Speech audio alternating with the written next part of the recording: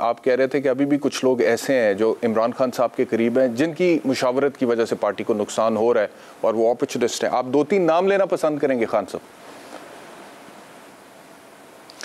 देखिए, बहरहाल आप हमारे तो नाम भी लेता हूँ। एक तो मैंने हमेशा परवेज़ खटक साहब के बारे में इनको कहा है कि ये हर दौर में ये एक अपॉर्चुनिस्ट रहे हैं। अब भी हमने देखा बहुत मौक़ों पर जब कभी भी पार्टी कमज़ोर होती है, इमरान खान कमज़ोर पड़ने लगते थे तो वो ब्लैकमेल करने की कोशिश करते थे। और दूसरी चीज़ जो मैंने उनके बारे में देखी है वो ये है कि उन्होंने अपने सारे रिश्तेदार भर लिए हैं। भाई को भी टिकट दिलाया और भी करीबी रिश्तेदारों को टिकट दिलाया, बल्कि वो तो पार्टी को जैसे उनकी अपनी खानदानी मिरास है उस तरह करके उन्होंने ट्रीट किया है और उनकी वजह से नुकसान भी बहुत पहुंचा है।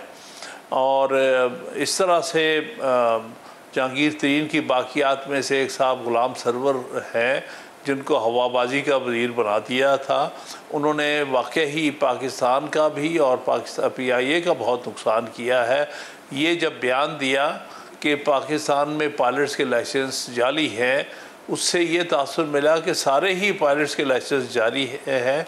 उस वजह से PIA की फ़्लाइट्स रुक गई, उसकी वजह से PIA को बतौर अदारे के बहुत बड़ा नुकसान पहुंचा। और ना सिर्फ PIA को बल्कि जितने दूसरे ममालिक में जो पाकिस्तानी पायलट गेज किए थे दूसरी एयरलाइंस ने, उनको भी उन्होंने जो है वो ले ऑफ कर दिया और उस तरह से बहुत पाकिस्तानी लोगों का और पायलट्स का नुकसान हुआ।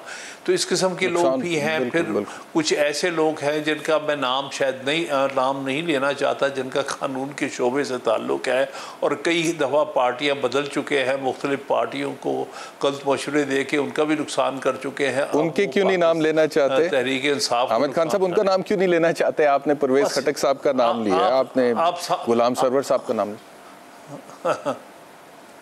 हाँ, बहरहाल आपने कहा था ना दो नाम मैंने ले दिए, लेकिन बाकी नाम आप समझ गए। फवाद चौधरी के बारे में क्या ख्याल है आपका? शोबे से उनका ताल्लुक है। फवाद चौधरी और शहबाज गिल कितना बड़ा असासा है पाकिस्तान तहरीक इंसाफ के लिए आपके ख्याल? शहबाज गिल को मैं जानता नहीं, मैंने उसको पहली दफ़ा देखा था परसों। मैं नहीं जानता ये कहाँ से आए हैं, कौन है, क्या उनका ताल्लुक है पार्टी से। मेरे नज़दीक तो उनका कोई कभी पार्टी में सुना ही नहीं था, तो मैं कुछ कमेंट नहीं करूंगा। जो दूसरा नाम आपने लिया है, उनका पास बड़ा घराना है।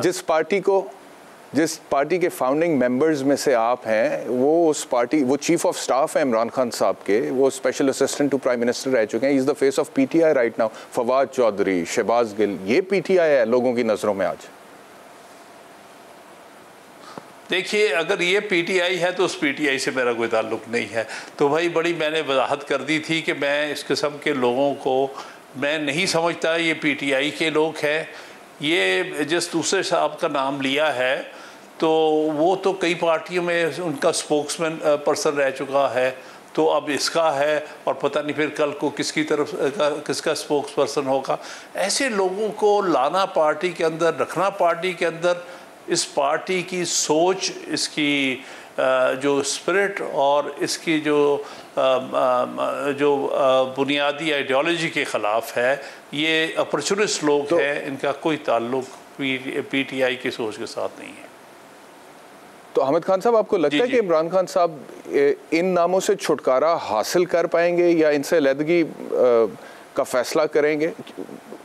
मतलब कि ये वो लोग हैं जिन्होंने हुकूमत चलाई है 3.5 साल पाकिस्तान तहरीक इंसाफ के दौर में, और आप कह रहे हैं कि ये अपॉर्चुनिस्ट हैं और इनकी वजह से नुकसान हुए। आपको लगता है कि खान साहब का जहन अब है ऐसे लोगों से रास्ते जुदा करने का?